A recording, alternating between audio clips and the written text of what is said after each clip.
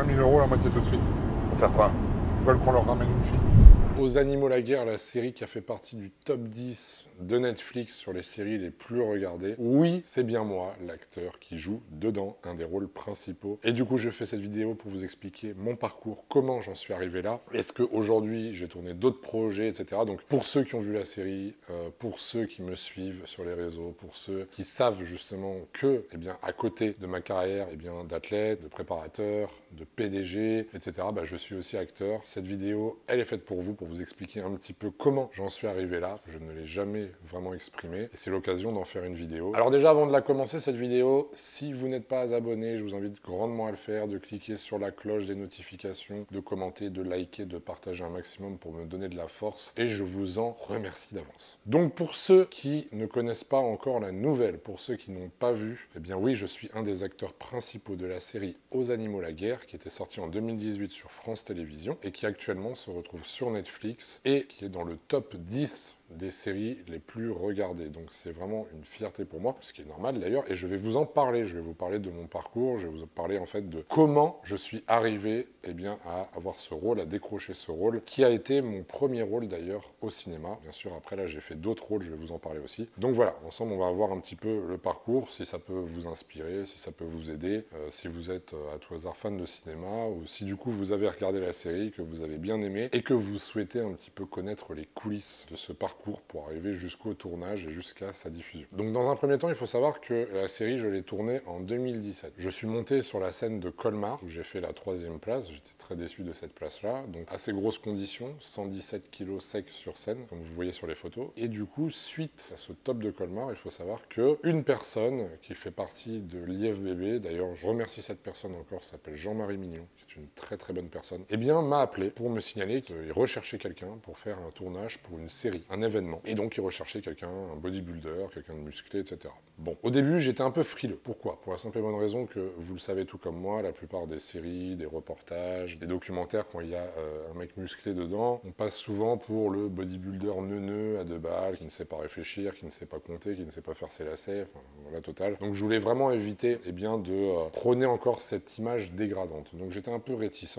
et surtout je me suis dit que au pire ça doit être d'ailleurs un petit rôle, voilà, second rôle, enfin même pas un second rôle, je pensais même à un rôle de figurant. Donc au début j'ai pas porté plus attention que ça. Et puis au final je me suis dit après tout, pourquoi pas creuser un peu la chose et essayer eh bien d'aller un peu plus loin et voir ce que ça donne. Donc j'ai envoyé effectivement les photos demandées à l'adresse mail que l'on m'a donnée. Et du coup suite à l'envoi des photos, ma description un petit peu, de savoir qui je suis, etc. Eh bien je n'ai pas eu de retour pendant au moins 2-3 semaines. Donc pendant ces 2-3 semaines, ça a été le néant total. Je ne savais pas si je leur plaisais ou non. Je n'ai pas eu de retour. Jusqu'au jour où je reçois un coup de téléphone en me disant voilà monsieur d'Horizon, votre profil nous plaît beaucoup, ça serait bien de venir faire un casting sur Paris. Ni une ni deux, forcément, eh bien j'ai pris mes billets, j'ai fait le nécessaire et je me suis rendu sur Paris pour faire ce casting. Alors le premier casting, en fait, on m'a donné un texte et on m'a demandé de jouer une scène de plusieurs façons, c'est-à-dire bien de jouer façon colérique, façon apaisée, humoristique, etc. Donc il y avait en fait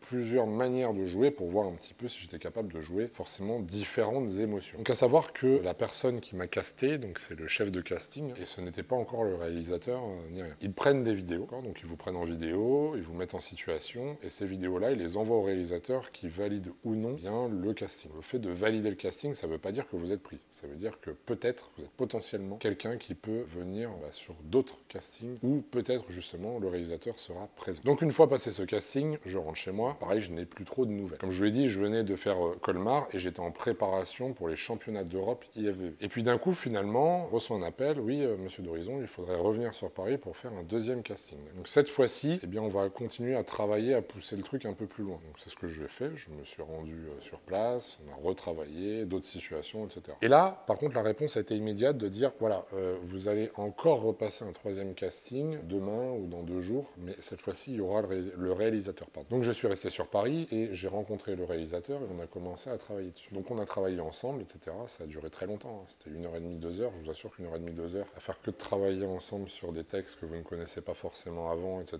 C'est quand même très compliqué, on s'en rend pas compte. Ça demande beaucoup d'énergie. Et donc je l'ai fait. Ça a beaucoup beaucoup plu au réalisateur, donc le réalisateur me dit voilà, j'ai envie de te faire passer encore un autre casting, pourquoi? Pour la simple et bonne raison, il faut savoir qu'on était plus d'une centaine, je crois, pour avoir ce rôle, et qu'à force de me voir, bah forcément, l'entonnoir était en train de se rétrécir. Et au final, il restait plus que entre 5 et 10 personnes, je crois. Et donc, à la fin, il ne restait vraiment plus que 4 ou 5 personnes lorsqu'il m'a dit, bah, il faudrait qu'on se revoie une ultime fois. De ce fait, moi, je ne savais absolument pas le rôle que je pouvais avoir dans la série. Je n'avais conscience de rien. Je ne savais pas si c'était un rôle principal, si c'était de la figuration. Bon, c'était pas de la figuration parce que j'avais un peu de texte. Voilà, c'était le flou total. Je ne connaissais même pas finalement le fond de l'histoire, etc. Donc c'est pour ça d'ailleurs que à aucun moment je n'ai stressé en fait. J'ai pris le truc vraiment à la légère, comme de l'amusement, parce que pour moi, le fait d'être acteur, en fait, c'est un rêve d'enfant et c'est surtout, c'est juste du plaisir. J'ai pris tellement de plaisir, déjà rien qu'à faire les castings, que même si ça s'arrêtait là, bah, au pire tant pis, mais j'aurais vécu quelque chose de sympathique. Donc vient le moment où justement le réalisateur me dit voilà, je veux te revoir très rapidement. On était le vendredi, il m'a dit je veux te revoir lundi, je te passe tout le scénario, tu apprends au maximum tous tes passages et on travaille plusieurs scènes lundi. Et quand il m'a remis le scénario, donc un pavé de texte comme ça, à peine arrivé dans le train au retour chez moi, j'ai commencé à le feuilleter et quand j'ai regardé l'importance de mon rôle et le nombre de scènes, la quantité de texte et compagnie, j'ai pris conscience de l'importance du rôle. Et là je me suis dit ouais, là ça blague pas, c'est quand même un des rôles principaux. Je ne savais pas encore qui étaient les autres acteurs de la série, il faut le savoir. Ok, je regarde tout ça, je me dis bon bah ok, allez, on va bosser. Donc j'ai bossé tout le week-end, mais alors comme un fou. Et du coup le lundi, je me rends sur Paris, on travaille tout l'après-midi, tout ça. À la fin du casting, le réalisateur me dit direct écoute, je vais être honnête avec toi, normalement il y a 2 ou 3 personnes qui devaient venir après toi pour finaliser le casting, je ne vais même pas les rencontrer, c'est bon, c'est toi qui as le rôle,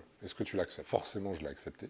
Et c'est là que j'ai appris justement, eh bien, parce que je voyais énormément sur le scénario, je voyais marqué qu'il y avait beaucoup de scènes avec Martel, etc. Je me demandais qui interpréterait Martel et tout. Donc il m'a dit, bah voilà, Martel, ça sera interprété par Roche Dizem, donc tu seras tout le temps avec lui. Donc Roche Dizem, Olivia Bonamy, Rod Parado, Lola Lelanne, Chicky Cario. Quand j'ai vu la qualité des acteurs et du casting, je me suis dit, ouais, alors non seulement c'est un des rôles principaux, mais en plus, c'est avec des acteurs de renom, et c'est juste incroyable en fait. Heureusement d'ailleurs que je ne l'ai pas su avant, parce que peut-être que ça m'aurait mis la pression. Finalement, cette pression-là, je ne l'ai absolument jamais eu. Et je vais vous expliquer pourquoi. Une fois que j'obtiens le rôle, forcément, je suis super content. Évidemment, ça met un frein total à ma préparation pour les championnats d'Europe IFBB, donc j'arrête complètement de me préparer. Donc j'étais à 117 kg sec, je me remets à manger normalement. En plus, on me dit, oui, il n'y a pas forcément besoin d'être sec pour la série. Le but, c'est que tu sois volumineux, que tu montres que voilà, tu fais du bodybuilding, mais voilà, t'en fais dans ta chambre, t'es quelqu'un qui fait pas forcément attention à sa diète. Ok, pas de problème, pas me le dire 2 fois.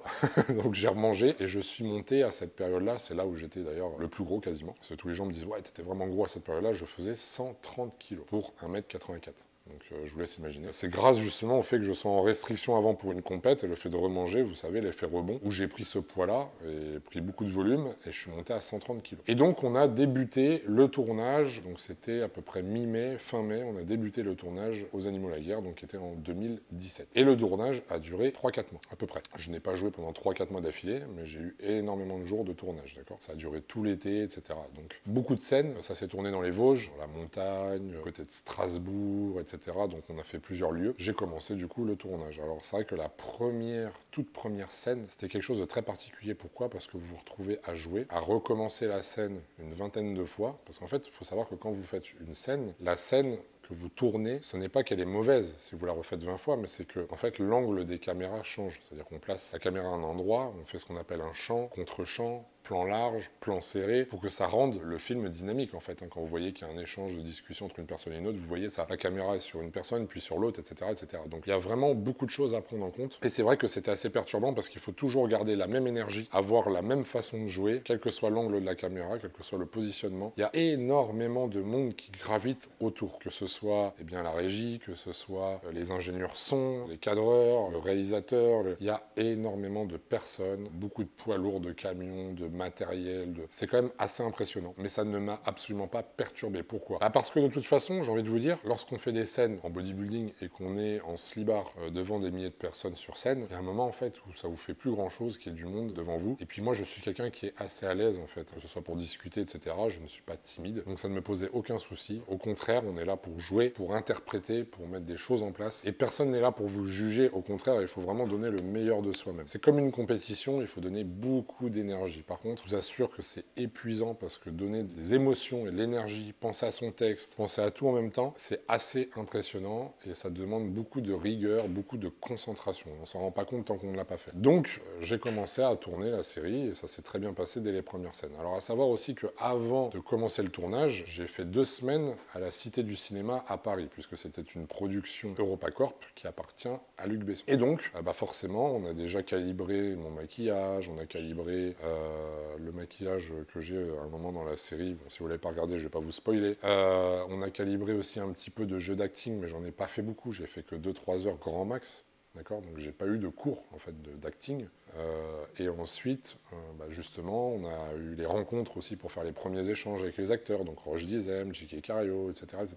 Et donc ça a été régler les cascades aussi. Donc, il y a eu pas mal de choses mises en place en amont, et ça m'a permis vraiment, pour le coup, de découvrir les acteurs, de découvrir les gens, de me rendre compte que déjà ce sont des gens comme vous et moi. Je me suis tellement bien entendu avec Olivia Bonamy, enfin avec tous les acteurs, avec Roche Dizem, etc. Il y avait une vraie complicité, et franchement, c'était une expérience de vie incroyable. Ça, c'est pour la petite parenthèse, en fait, avant le tournage. Donc, je n'ai vraiment quasiment pas eu de cours d'acting, d'accord. Même le coach en acting m'a dit, mais tu as déjà énormément de bases. Ils pensaient tous, d'ailleurs, dans la série, même le réalisateur pensait que j'avais déjà fait des cours d'acting. D'ailleurs, petite vanne du réalisateur qui me dit, mais je suis sûr que tu as déjà fait les cours Florent.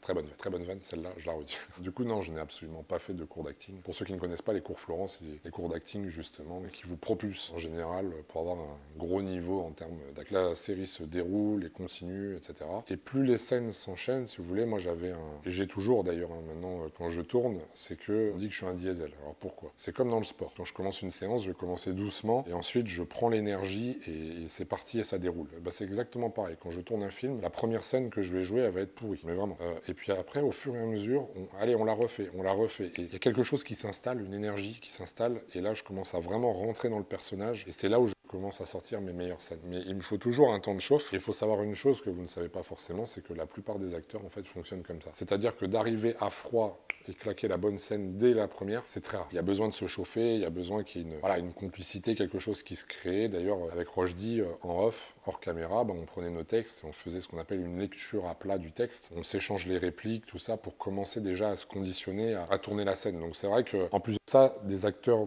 de renom comme ça, ils auraient très bien pu, entre guillemets, eux, faire leur taf, et moi me laisser, allez hop, lui c'est bon, on s'en fout, c'est un petit nouveau. Pas du tout, parce que par exemple, quand vous avez des scènes en chant contre chant, des fois en fait, au lieu de parler à quelqu'un, vous parlez à la caméra. Vous regardez la caméra, vous discutez comme si vous parlez avec quelqu'un. Mais ce n'est pas quelqu'un que vous avez en face de vous, c'est une caméra. Donc c'est très dur, si vous voulez, de jouer des émotions face à un objet. C'est très compliqué. Et bien pour m'aider justement, les acteurs se mettaient à côté de la caméra. C'est ce que font en général les bons acteurs qui veulent aider leurs collègues. Me donnent les répliques avec les mimiques pour justement m'aider à avoir des vraies réactions et les réactions qu'il faut pour être sur scène. Et ça, c'est très important. Et on m'a bien dit que certains acteurs très connus, lorsqu'il y a justement des nouveaux, des personnes qui ne connaissent pas ou pas très connues, donner la réplique, ils en ont rien à cirer, et puis ils s'en vont, ils ont fait leur taf, et tout va bien. Donc ça a été vraiment très gentil de leur part, et ils ont été super bienveillants avec moi, c'était incroyable, et pourtant j'étais pas connu, j'étais personne pour eux, donc ça c'est juste magnifique. Le réalisateur, Alain Tasma, a été quelqu'un aussi d'exceptionnel.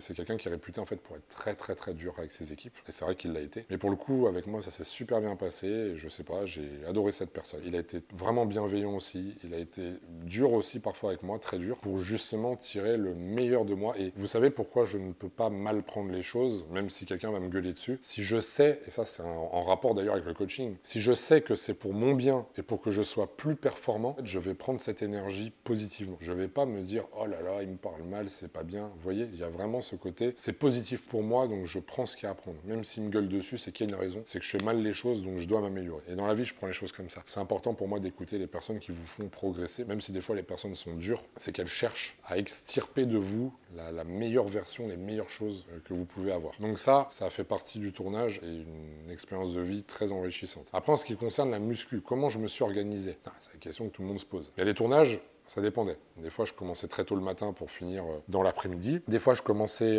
très tôt le matin pour finir très tard le soir. Des fois, je commençais plus vers midi pour finir vers minuit, 1h du matin. Donc, en fait, je m'organisais en fonction de ça. C'est-à-dire que si j'avais un petit laps de temps, je m'en servais pour aller m'entraîner. À savoir aussi que pendant la série, j'ai quand même assuré mes coachings aussi. Donc, j'ai assuré mes coachings, j'ai tourné ma série. Je me suis entraîné, j'ai suivi ma diète. Des fois, on se retrouve en pleine campagne où la première salle du coin était à 50 minutes en voiture. Donc j'ai demandé qu'on me loue une voiture pour pouvoir me déplacer pour aller faire mes entraînements. Et je n'ai jamais lâché l'affaire. Heureusement, par contre, sur le tournage, j'avais un cuistot qui me préparait mes gamelles. Ça, de toute façon, je ne pouvais pas cuisiner en étant sur le tournage. Donc ça, c'était une chose plutôt valable. Mais sinon, au lieu d'être à l'hôtel comme tous les autres acteurs, eh ben, je demandais qu'on me loue, par exemple, un Airbnb ou quelque chose comme ça, pour pouvoir moi-même faire mes petites courses, cuisiner, préparer mes gamelles, aller m'entraîner et compagnie. Donc vous voyez, je n'ai jamais lâché l'affaire, même dans des circonstances qui n'étaient pas optimales. Parce que là, on n'est pas sur le tournage avec Dwayne Johnson qui fait ramener sa salle de sport à côté du tournage. Et il l'a juste à côté avec un cuistot qui lui fait tout, avec... enfin, vous voyez, il n'a plus rien à faire. Là, les moyens ne sont pas les mêmes non plus, même s'il y a déjà de gros moyens. Vraiment, en fait, cette expérience, elle a juste été incroyable. Alors, suite à cela, forcément, derrière, ça m'a propulsé, surtout vu les critiques, etc.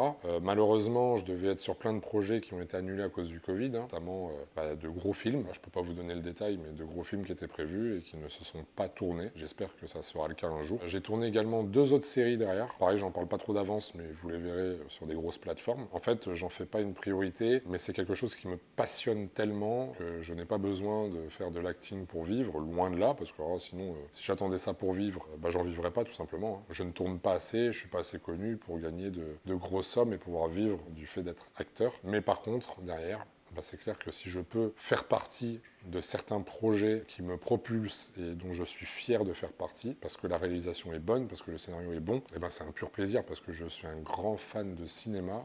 Et me dire aujourd'hui que je fais partie de ce milieu-là, c'est quelque chose d'assez incroyable. Donc j'espère sincèrement que l'aventure va continuer. On ne sait pas de quoi demain est fait. Si ça se trouve, je ne tournerai plus dans aucune série ni aucun film. On ne sait pas, c'est le milieu qui veut ça. Mais sachez une chose, c'est que je me battrai pour ça parce que, en général, mon profil est susceptible de plaire. Bon, pas à tous les rôles. Il faut bien évidemment avoir un certain type de rôle par rapport à mon physique, par rapport à plein de choses. Mais en tout cas, c'est une très belle expérience. Et puis, écoutez, on va finir cette vidéo là-dessus. J'ai fait un petit tour global, comme ça, je vous expliquais vite fait comment j'en suis arrivé là. Mais si ça vous intéresse, je vous donne les détails du tournage, comment ça s'est passé, les backstage, le truc. Franchement, dites-le moi en commentaire, dites-le moi, notez-le moi. Vous voulez plus de détails croustillants, que vous voulez plus de détails sur certaines choses, je sais pas, parce que j'ai pas forcément les idées en tête. Et comme ça, je vous en parlerai. Si ça peut vous faire kiffer, tant mieux. Ma chaîne YouTube, elle est là pour ça, pour vous partager un peu aussi mes expériences de vie et ce que j'ai pu traverser. Voilà. Donc, en tout cas, les requins, merci d'avoir regardé cette vidéo. J'espère qu'elle vous aura plu. Et encore une fois, n'oubliez pas